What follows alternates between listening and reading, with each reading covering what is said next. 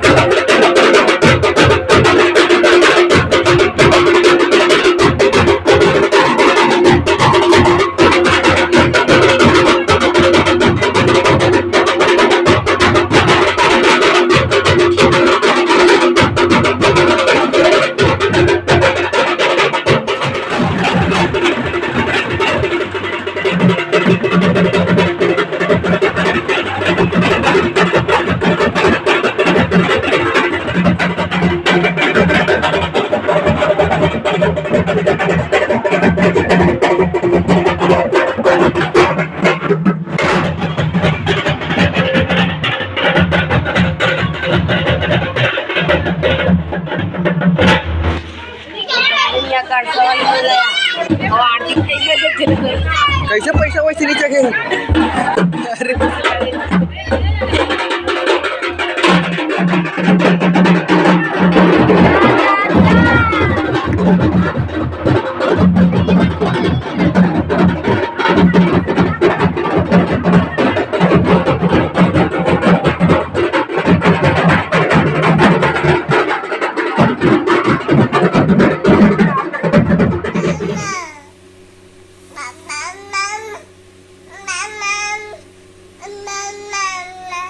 तो संगवारी हो आज के ब्लॉग वीडियो में इतनी कर रही और वीडियो पसंद आई सो तो वीडियो लाइक करके चैनल लगा सब्सक्राइब कर लो। ये देखो भाई ये मोला बोला नहीं देवा थे।